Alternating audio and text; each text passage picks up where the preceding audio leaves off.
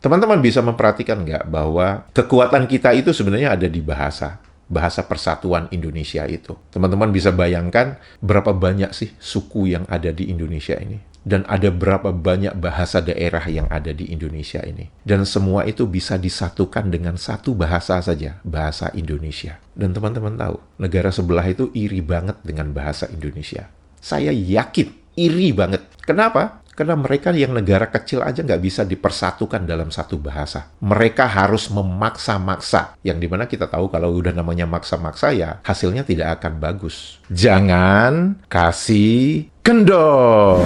Halo, apa kabar semuanya teman-teman? Semoga kita semua dalam keadaan sehat walafiat. Amin ya robbal alamin. Selamat datang di kanal ini, kanal Bersatu Kita Teguh. Kanal yang berbicara pernak-pernik dan informasi tentang negara dan warganet Malaysia yang seringkali ajaib itu. Semoga informasi tersebut bermanfaat untuk warganet Indonesia. Teman-teman, dalam beberapa hari ini saya membaca komentar di kolom komentar dari teman-teman semua agar saya membuat video untuk memberikan perspektif saya ketika mahasiswa dari Rusia bertemu dengan Perdana Menteri Malaysia di Rusia dan mahasiswa Rusia itu berbicara dalam bahasa Indonesia. Dan teman-teman meminta saya untuk memberikan perspektif saya ketika Perdana Menteri Malaysia itu menjawab dalam bahasa Inggris. Untuk membuat perbandingan yang adil,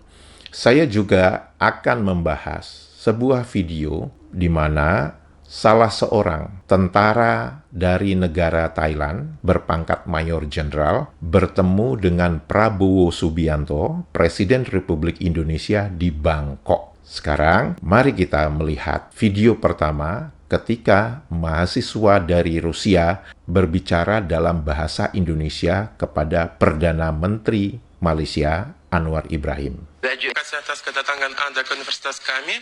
Pertama-tama saya harus minta maaf karena saya akan bertanya dalam bahasa Indonesia, bukan dalam bahasa Belanda, karena ini adalah bidang spesialisasi saya.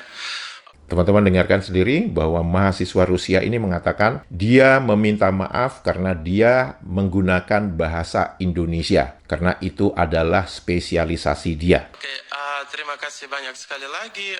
Pengarang atau sastra Melayu apa yang bisa sangat menarik dan berminat bagi orang Rusia, yaitu bagi mahasiswa yang belajar bahasa baik Indonesia maupun Melayu di universitas kami, karena tentu saja Anda tahu sangat banyak tentang kesusastraan baik Rusia maupun Indonesia atau Melayu.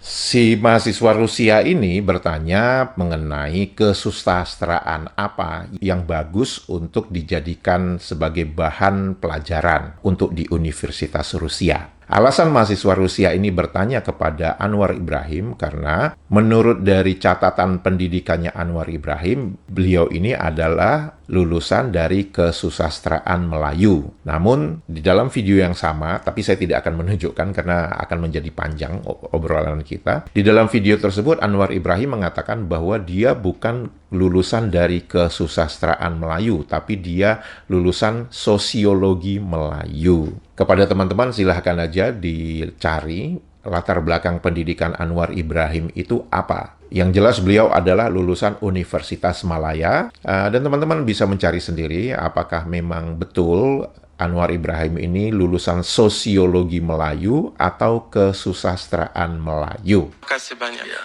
Terima kasih. The question is,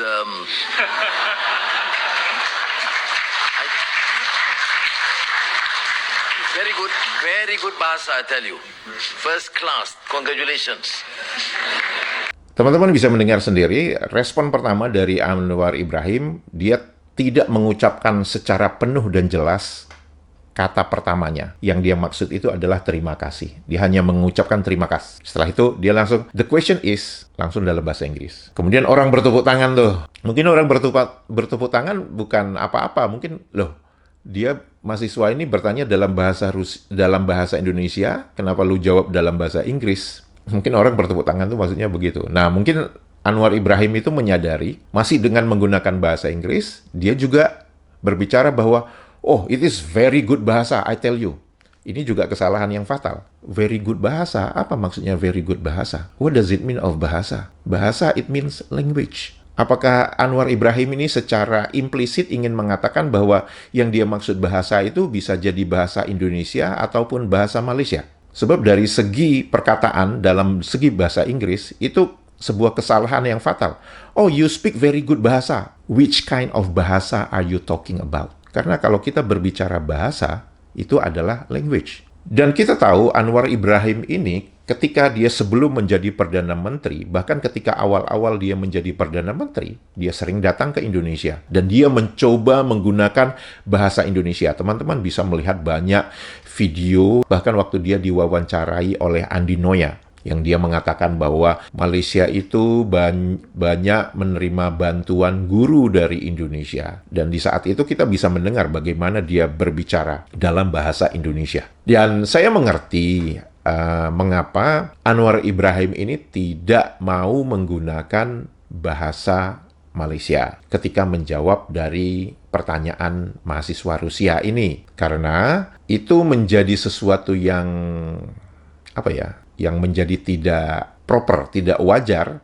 Karena apa? Mahasiswa Rusia itu di awal sudah ngomong, dia berbahasa Indonesia. Tetapi sebenarnya kalau Anwar Ibrahim itu ingin menunjukkan bahwa dia adalah pemimpin yang cinta dengan bahasa kebangsaannya, dia bisa menjawabnya dalam bahasa Malaysia. Mengatakan bahwa, wah, awak ini petah bercakap dalam bahasa Melayu. Terlepas si mahasiswa itu mengatakan dalam bahasa Indonesia ya, tapi paling tidak Anda bisa mengatakan dalam bahasa kebangsaan Anda untuk memberikan apresiasi atas apa yang diucapkan oleh mahasiswa Rusia itu dalam bahasa Indonesia. Meskipun Anda mengatakan, oh very good bahasa. Dan ini menjadi sesuatu yang paradoks, kontradiksi, karena di dalam negeri, pemimpin politik Malaysia itu selalu menggunakan sentimen, oh kita harus menggunakan bahasa Malaysia, kita harus menggunakan bahasa kebangsaan, kita harus mencintai bahasa kebangsaan. Namun ternyata pemimpinnya, respon pertamanya itu justru menggunakan bahasa Inggris. Dan menurut saya ini menjadi, ya, kalau saya katakan bahwa ngomong di dalam sama ngomong di luar itu beda. Kalau di dalam negeri ngomong, wah, koar-koar. Pemimpin-pemimpin politiknya koar-koar mengatakan, kita harus memperkasakan bahasa Malaysia. Tapi begitu di luar, lu ngomong bahasa Inggris. Nah, seperti yang saya sebutkan di awal video, sebagai perbandingan, mari kita melihat percakapan antara seorang jenderal militer Thailand dengan Prabowo Subianto, Presiden Republik Indonesia.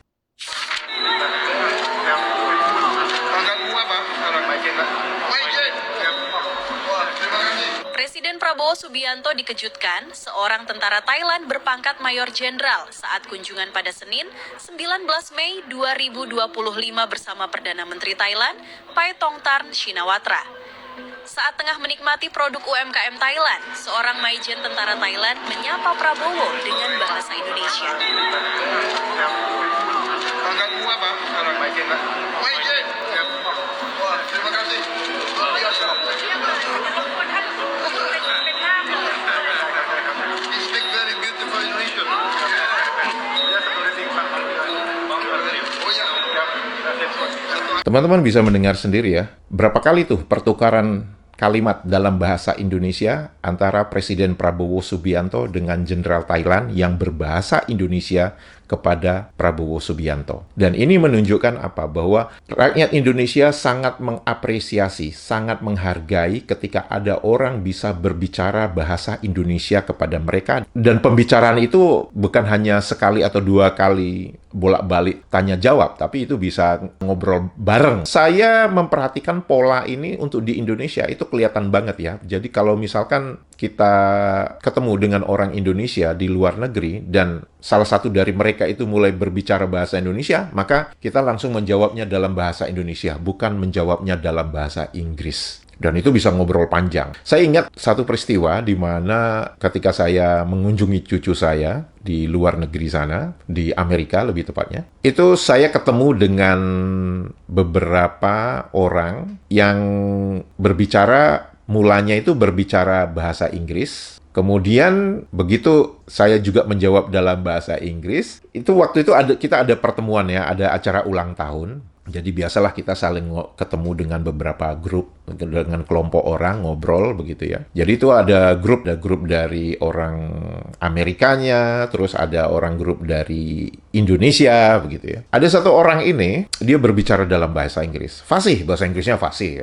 Mungkin dia sudah lama sekolah di Amerika ya. Dia kebetulan, kalau saya melihat dia adalah orang Tiongkok. Kita ngobrol, dan saya nggak berpikir dia orang Indonesia, karena saya pikir ya, mungkin dia orang Cina yang lama tinggal di Amerika dan bisa berbahasa Inggris. Terus saya tanya, kamu berasal dari mana? Saya nanya gitu. Terus dia mengatakan, saya dari Indonesia. Hah? Setelah itu saya bilang, Indonesia kamu dari mana? Dari Surabaya. Gitu. Nah, saya tahu bahwa di Indonesia itu, asimilasi di Indonesia itu sangat kental ya. Jadi kamu mau sukunya apapun, asalnya dari manapun, itu yang pasti kamu akan bisa berbahasa Indonesia. Kemudian yang kedua, bahkan walaupun kamu mempunyai latar belakang Cina, dan kamu misalkan tinggal di Bandung, maka saya tidak kaget kalau orang yang berlatar belakang Cina ini bisa berbahasa Sunda. Sama halnya dengan orang yang berlatar belakang Cina tinggal di Semarang atau tinggal di Surabaya, itu mereka bisa berbahasa Jawa cara Semarang atau bisa berbahasa Jawa cara Surabaya. Kemudian apa yang saya katakan kepada teman bicara saya yang orang berlatar belakang Cina ini ketika dia mengatakan bahwa dia dari Indonesia, dari Surabaya. Saya langsung berbicara bahasa Jawa kepada dia. Iso ngomong Jawa? Masih bisa berbicara bahasa Jawa? Teman-teman, dia langsung menjawab, iso cak, masuk lali ngomong Jawa.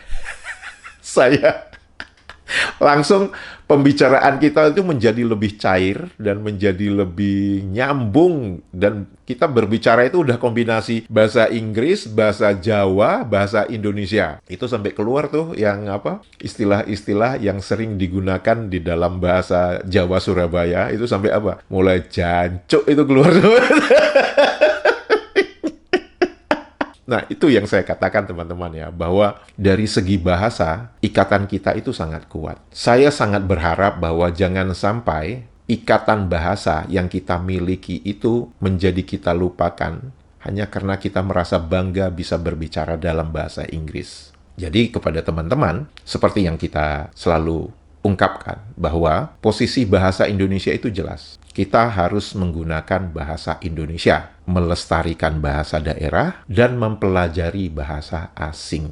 Dari situ kita bisa melihat bahwa prioritas kita adalah bahasa Indonesia untuk sesama rakyat Indonesia berbicara. Namun, untuk kepergaulan internasional, maka kita harus mempelajari bahasa asing. Dan kita juga harus melestarikan bahasa daerah. Jadi kepada rakyat Indonesia, Anda harus bangga. Karena fondasi kita itu adalah fondasi orang yang selalu haus untuk belajar. Fondasi kita adalah mempertahankan bahasa persatuan kita itu adalah bahasa Indonesia. Teman-teman bisa memperhatikan nggak bahwa kekuatan kita itu sebenarnya ada di bahasa persatuan Indonesia itu. Teman-teman bisa bayangkan berapa banyak sih suku yang ada di Indonesia ini. Dan ada berapa banyak bahasa daerah yang ada di Indonesia ini. Dan semua itu bisa disatukan dengan satu bahasa saja, bahasa Indonesia. Dan teman-teman tahu, negara sebelah itu iri banget dengan bahasa Indonesia.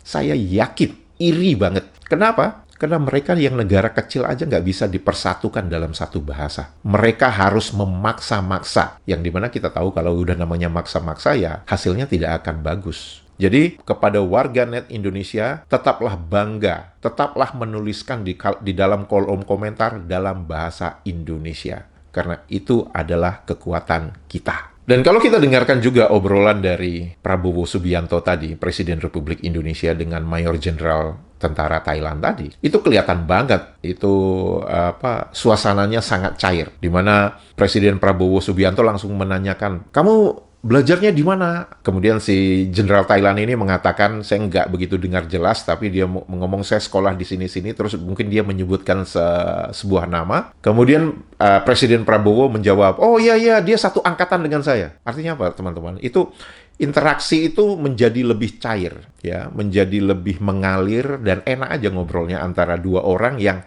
sebenarnya mereka beda warga negara, beda latar belakang, tapi mereka disatukan dengan satu bahasa. Kemudian baru di akhir setelah beberapa kali tanya jawab antara Presiden Indonesia dengan jenderal dari Thailand itu, kemudian Presiden Indonesia mengatakan dalam bahasa Inggris, "He speaks very beautiful Indonesian." Artinya apa? Yang pertama adalah penghargaan kepada jenderal Thailand ini yang bisa berbicara dalam bahasa Indonesia, dan itu diungkapkan dengan beberapa kali tanya jawab antara Presiden Republik Indonesia dengan jenderal Thailand dalam bahasa Indonesia. Kemudian yang kedua adalah Presiden Republik Indonesia menghargai jenderal Thailand ini karena sudah bisa berbicara bahasa Indonesia dengan sangat baik. Dan Presiden Republik Indonesia menyatakan itu dalam bahasa Inggris kepada Perdana Menteri Thailand. Jadi sekarang siapa sih yang lebih menghargai bahasa persatuannya, bahasa kebangsaannya, Indonesia atau Malaysia? Silahkan dituliskan di kolom komentar ya. Nah, topik ketiga ini topik yang lebih hanya untuk rame-rame aja, hanya untuk yang, ya topik yang ringan-ringan, tapi ringan-ringan juga sebenarnya ada makna yang tersirat ya dari topik ini. Topik ini adalah sebuah judul berita yang ditulis pada tanggal 1 Juni 2025. Judul beritanya itu adalah seperti ini. Seorang lelaki Malaysia menampar pekerja rumah makan karena si lelaki Malaysia ini harus membayar 13 ringgit untuk paket nasi ekonomis.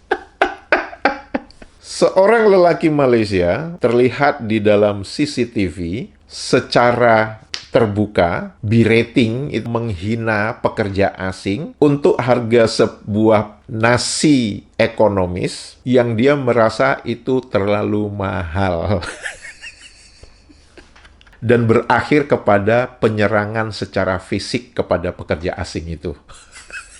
Kejadian ini berlaku pada tanggal 28 Mei yang menunjukkan seorang lelaki Malaysia pakai kaos warna hitam marah kepada pekerja rumah makan. Kemudian, ini yang saya sebut ya, budaya intimidasi, budaya bully gitu ya. Itu memang umum kalau kita lihat. Setelah ngomel bolak-balik, jadi saya berbicara dalam bahasa Indonesia, furious back and forth gitu ya. Akhirnya si pekerja asing itu memutuskan untuk mengembalikan uang by using the man a refund on his meal. Jadi pekerja rumah makan itu akhirnya memutuskan untuk mengembalikan uang 13 ringgit itu. Jadi si lelaki Malaysia ini sudah mengambil makanan, mungkin si pekerja restoran, ya udahlah lu nggak perlu bayar deh. Kemudian si lelaki Malaysia ini nggak puas. Jadi pertama dia ngamuk-ngamuk karena harga nasinya itu 13 ringgit, menurut dia terlalu mahal. Kemudian si pekerja rumah makan ini, ya udahlah lu nggak perlu bayar lah.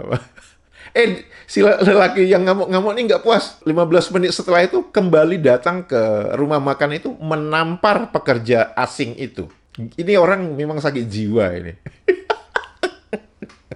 Nah, apa yang menarik ya teman-teman? Menurut si pemilik rumah makan, lelaki Malaysia ini, di dalam piringnya itu ada potongan ayam goreng, chicken nugget, kemudian telur rebus dengan daging, dan 2 porsi nasi. Dan teman-teman bisa melihat itu harganya berapa masing-masing ya. Pertama, 3 ringgit 30 sen untuk ayam dalam bentuk dash. Dash itu maksudnya dalam potongan gitu ya. 3 ringgit 30 sen. Kemudian chicken nugget anggaplah kita potongan ayam kecil-kecil goreng gitu ya. Berarti udah 3 ringgit 30 tambah 3 ringgit. Berarti udah 63. Kemudian telur rebus dengan daging.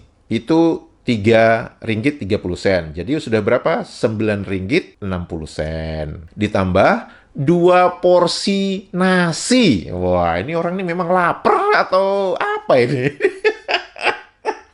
Jadi berapa? 96 tambah 3 ringgit 40 sen berarti berapa? 13 ringgit.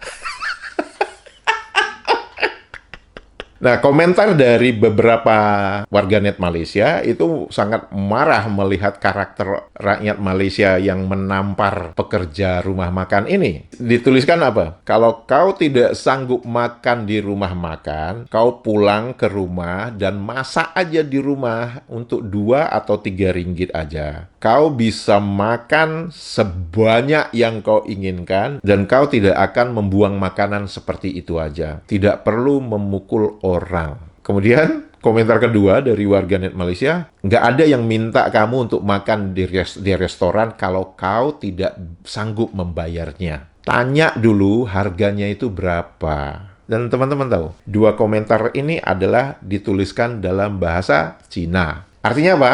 Itu yang menuliskan orang Cina, bukan tipe M. Tipe M pasti malu. Dia pasti akan menutupi itu. Oh enggak, itu memang harganya mahal. Ya udah, kalau harga mahal lu ngapain makan di restoran? Udah lu pulang ke rumah masak sendiri aja gitu. Jangan gaya-gayaan gitu. 13 ringgit mahal. Katanya negara kaya. Aduh. Inilah yang saya sebutkan ya, paradoks di negara yang memang menurut saya itu aneh gitu. Merasa kaya, tapi untuk 13 ringgit aja sampai menampar pekerja asing. Si pekerja asing ini hanya menghitung apa yang sudah kamu letakkan di dalam piring kamu. Dan total yang kamu letakkan di dalam piring kamu itu 13 ringgit. Udah, kalau kamu nggak sanggup bayar, ya kamu nggak perlu marah-marah. Kamu marah-marah itu karena apa? Karena ego kamu merasa tertantang. Karena ternyata kamu tuh nggak punya uang. Mau gaya-gayaan aja mau makan di rumah makan. Padahal duitmu nggak cukup. Kalau duitmu cukup, dan kalau kamu memang kesehatan mental kamu itu bagus, kamu nggak akan marah-marah. Kamu tahu bahwa harganya sekian, ya udah, bayar. Kalau kamu nggak sanggup bayar dengan harga sekian, ya jangan makan di rumah makan. Makan di rumah aja, masak gitu. Gitu aja kok repot sih? Kok sampai nampar-nampar orang? Apa, kamu ingin menunjukkan bahwa, oh, kamu berhak menampar pekerja asing? Begitu maksudnya? Kenapa harus menampar orang asing? Apa kamu merasa bahwa orang asing itu hanya sampah di negaramu? Enggak. Orang asing itu justru penggerak roda ekonomi negaramu. Ingat itu. Teman-teman, jika video ini informatif dan bermanfaat untuk teman-teman semua, jangan lupa jempolnya dan komentarnya. Untuk itu saya mengucapkan terima kasih. Sehat walafiat selalu. Siapa kita? Indonesia!